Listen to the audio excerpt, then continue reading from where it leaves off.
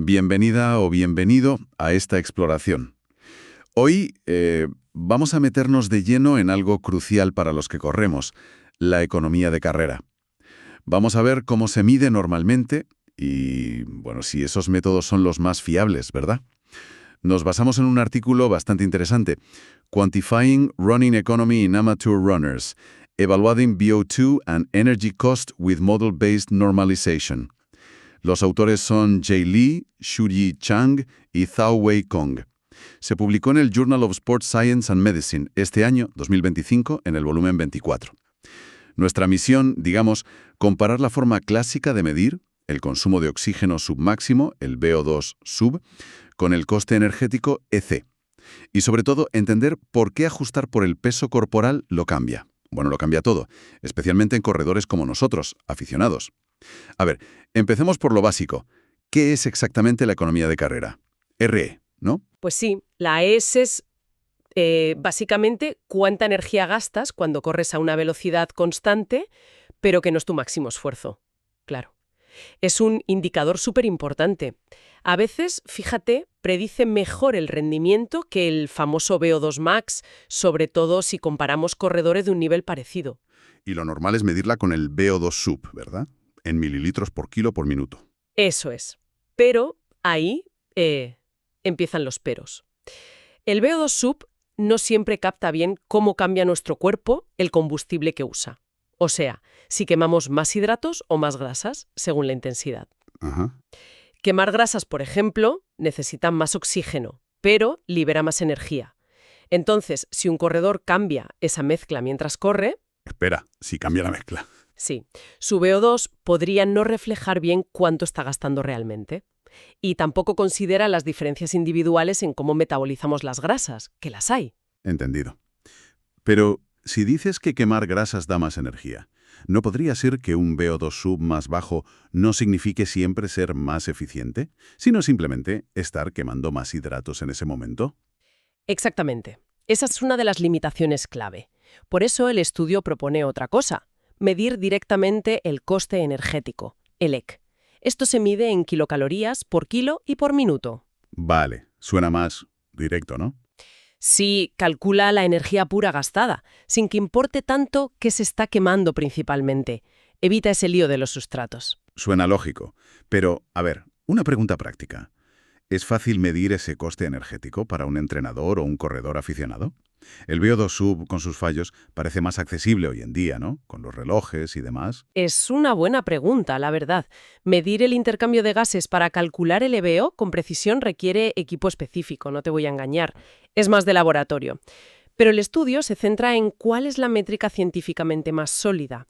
Y aquí, ojo, entra otro factor crucial: cómo ajustamos estas medidas por el peso corporal. El ajuste por peso. Yo siempre he visto que se divide por los kilos del corredor y punto. Ese es el método de toda la vida, sí, el escalado por ratio. Pero cuidado, la relación entre cuánta energía consumes y cuánto pesas no es tan simple, no es lineal. ¿Cómo que no es lineal? Pues no, dividir por el peso, ese escalado por ratio, no elimina del todo la influencia del tamaño corporal. Es como asumir que si pesas el doble, consumes justo el doble de oxígeno para correr igual. Y la biología, pues, es más compleja. Ostras, ¿me estás diciendo que la forma estándar de comparar, por ejemplo, mi economía de carrera con la tuya, dividiendo por nuestro peso, podría estar, pues, mal hecha? Podría estar sesgada, sí. La alternativa que propone el estudio es el escalado alométrico. Utiliza una fórmula matemática un poco distinta, tipo I igual a A multiplicado por X elevado a B. Uf, mates. Un poco, pero la idea es que capta mejor esas relaciones no lineales que hay en biología. De hecho, en estudios sobre el VO2 max se ha visto que el exponente B suele ser 2,3 o 3,4. Y no son números al azar, vienen de leyes biológicas sobre cómo se relacionan la superficie o la masa de un cuerpo con su metabolismo. Vale. Si esto también aplica a la economía de carrera, y parece que sí, el método simple de dividir por el peso nos estaría dando una imagen algo distorsionada. Fascinante. ¿Y qué hicieron en el estudio para comprobar todo esto? Pues analizaron a 69 corredores universitarios, todos aficionados. Eran 34 chicos y 35 chicas. Les midieron el VO2 max y luego el VO2 SUV y el EC mientras corrían a 3 intensidades distintas, al 55%, 65% y 75% de su VO2 max. ¿Y alguna prueba de rendimiento? Sí, también hicieron una prueba de 1000 metros lisos para ver cómo se relacionaba todo con el rendimiento real. Vale, ¿y los resultados? ¿Qué salió de ahí? Pues mira, lo primero fue que en estos corredores aficionados, tanto el VO2 SUV como el EC sí aumentaban con la intensidad. Esto es interesante, ¿Por qué? porque sugiere que, al menos en aficionados, el VO2 SUV sí refleja los cambios en la demanda de energía, a diferencia de lo que se ha visto a veces en atletas de élite, que pueden ser más eficientes a intensidades más altas. Ajá. Pero aquí es donde viene lo bueno. El escalado alométrico fue muchísimo mejor que el de ratio para quitar la influencia del peso. Tanto para el VO2 SUV como para el EC, los exponentes B que calcularon en el estudio se acercaban mucho a 2,3, justo lo que sugerían esas leyes biológicas que comentábamos. Ostras. O sea que la forma en que llevamos años comparando la eficiencia de los corredores podría tener un fallo de base importante. Exacto. Y no solo eso. El coste energético escalado alométricamente, usando ese exponente cercano a 2,3, se relacionaba un poquito mejor con el rendimiento en los 1000 metros, sobre todo cuando se medía el 65% del VO2 SUV. Imagina 2 corredores con el mismo VO2 SUV por kilo. Si uno pesa más, el escalado alométrico podría mostrar que en realidad es bastante más eficiente. Cambia la película, ¿eh? Desde luego. Cambia totalmente la forma de verlo. Y otro hallazgo que me pareció muy llamativo. Usando el escalado alométrico, las mujeres mostraron una economía de carrera consistentemente mejor que los hombres, y las diferencias eran bastante grandes. En serio. Mejor economía las mujeres. Sí, el método de ratio también veía diferencias, pero eran menos claras y, como decíamos, podían estar afectadas por el propio error matemático del método.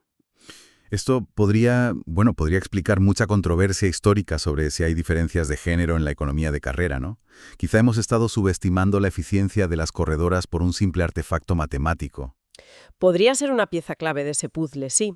Y además, parece que la intensidad del 65% del VO2 max es como el punto dulce para evaluar esta economía y su relación con el rendimiento en corredores aficionados. Entonces, resumiendo un poco todo esto, aunque el VO2 SUV no está del todo mal para aficionados, parece que el coste energético, el EC, es una medida, digamos, más pura, más precisa de la economía de carrera.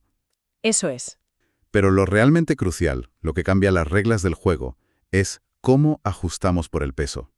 El escalado alométrico, usando esa aproximación de la ley de los 23, es mucho mejor que simplemente dividir por los kilos, para comparar de forma justa. Exacto. La implicación práctica yo creo es clara. Usar el EC escalado alométricamente y medirlo alrededor de ese 65% del VO2 max nos daría una imagen mucho más fiel de lo eficiente que es un corredor y cómo eso puede impactar su rendimiento. Es información muy valiosa para corredores y, por supuesto, para entrenadores que buscan optimizar cada detalle. Muy interesante. Eso sí, hay que ser cautos. Se necesita más investigación, con gente más diversa, para ver si esto se aplica igual a todo el mundo. Claro, como siempre en ciencia, para quien quiera meterse más a fondo en la metodología, los números, la estadística, recomendamos mucho leer el artículo original completo. Lo recordamos. Cuantificando Running Economy in Amateur Runners, de Li, Zhang y Kong. Y dejamos una pregunta en el aire para reflexionar. ¿Cómo podrían estos métodos de escalado, sobre todo el alométrico, cambiar nuestra forma de entender la eficiencia no solo al correr, sino en otros deportes, otras actividades físicas? Da que pensar, ¿eh? Desde luego. Abre muchas puertas. Bueno, pues hasta aquí nuestra exploración de hoy. No olviden seguir el canal y activar las notificaciones para no perderse futuras revisiones como esta. Hasta la próxima. Hasta pronto.